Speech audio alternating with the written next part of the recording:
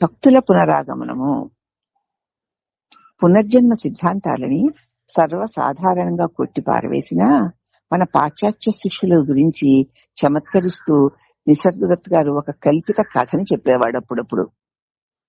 ఆయన పునర్జన్మ సిద్ధాంతాలన్నిటినీ సర్వసాధారణంగా కొట్టిపాడేస్తాడు కదా.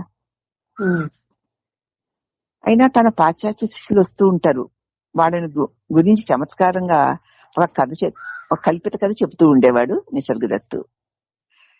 అదేమిటంటే, రామాయణం అంత్యంలో శ్రీరాముడికి యుద్ధంలో తోడ్పడిన జంతువులన్నిటికీ బహుమతి ప్రదానం చెయ్యాలని రాముడు నిశ్చయించుకున్నట్ట. రామాయణ అంతంలో అంటే ఇక యుద్ధాలన్నీ జరిగిపోయి పట్టాభిషేకం, రాముడు మళ్ళీ అయోధ్యకి వెళ్లి పట్టాభిషేకం జరుగుతున్నప్పుడు తనకి సహాయం చేసినటువంటి ఈ జంతువులన్నిటికీను, కోతులన్నిటికీను నాకు ఇంత మేలు చేశారు కదా, మీకు బహుమతి ఇవ్వాలి అనుకున్నాడు రాముడు. కోతులన్నిటినీ వానర స్వర్గానికి వెళ్లేట్టు అనుగ్రహించాడు.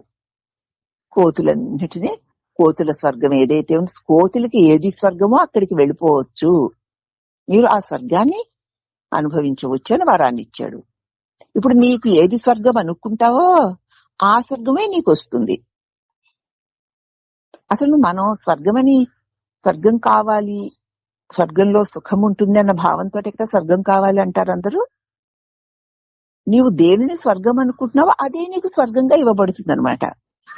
అంచేత ఇక్కడ శ్రీరాముడు జంతువులన్నిటికీ కూడా బహుమతి ప్రదానం చేస్తూ కోతులన్నిటినీ వానరులు తమకు ఏది స్వర్గం అనుకుంటారో ఆ స్వర్గ రాజ్యానికి మీరు వెళ్ళొచ్చు అని అనుగ్రహించాడు.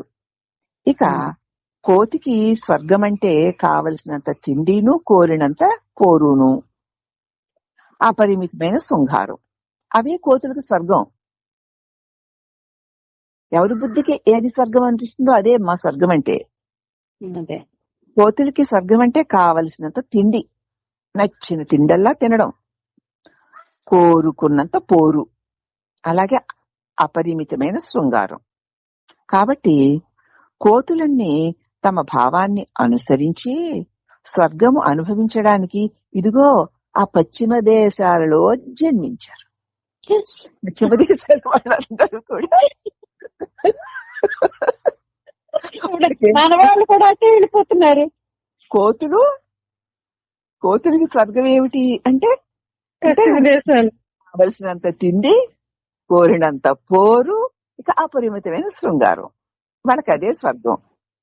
మరి రామచంద్ర వారు వరమిచ్చారు కదా, అందుకని ఈ కోతులన్నీ తమ భావాన్ని అనుసరించి స్వర్గం అనుభవించడానికి ఇదిగో ఆ పశ్చిమ దేశాలలో నరజన్మ దాల్చి ఇవన్నీ ఈ పశ్చిమ దేశాల నుంచి వస్తున్నాయి చూడండి మన దగ్గరికి.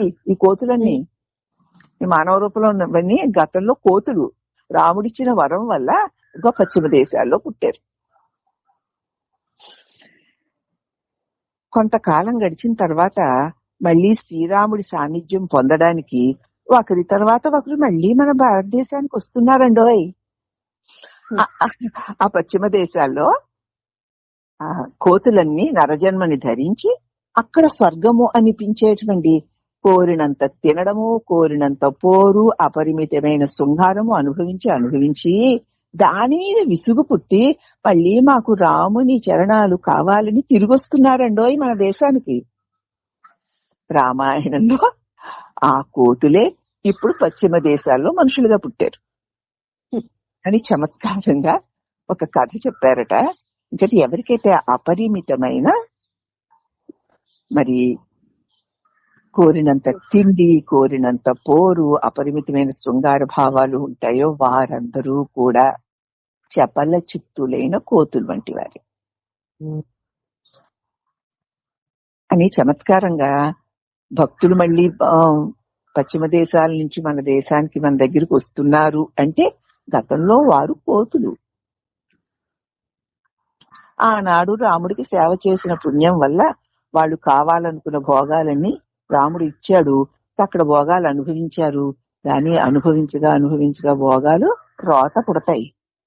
ఈ భోగాల కంటే రాముని పాద సన్నిధే మిన్న అన్న గత అనుభవపు గుర్తు ఇప్పుడు మళ్ళీ రామ జన్మభూమి అయిన భారతదేశానికి మన దేశానికి మళ్ళీ ఒక్కొక్కళ్ళు తిరిగి వస్తున్నారు అని చమత్కారంగా ఆయన ఒక కథ చెప్పారట. నిజంగా అంటే ఎవరైతే ఇప్పుడు మన ఈ భారతదేశంలో ఉన్న అపరిమితమైన తిండి రుచుల ఆపేక్ష, అలాగే అందరి మీద కయ్యానికి వెళ్ళడం, అలాగే అపరిమితమైన కామం ఎవరికి ఉన్నాయో వాళ్ళు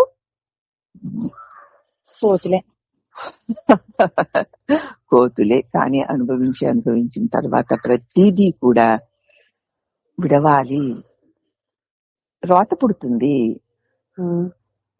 రోత పుడితే తెలుస్తుంది భగవంతుని పాదాల యందు నిర్వికారమై ఉన్న మనసు పొందే ఆనందం. కాబట్టి మనం కూడా మన మనసు చపల చిత్తము కలిగిందైతే దానిలో చాపల్యాన్ని తొలగించుకుంటూ పోతే చాపల్యరహితమైన శుద్ధ మనస్సే భగవత్ సన్నిధిని అనుభవించడానికి అర్హత కలిగి ఉంటుంది అన్న సంగతిని మనం ఇక్కడ తెలుసుకోవాలమ్మా. సరేనా? ఇంక రేపు చెప్పుకుందామా?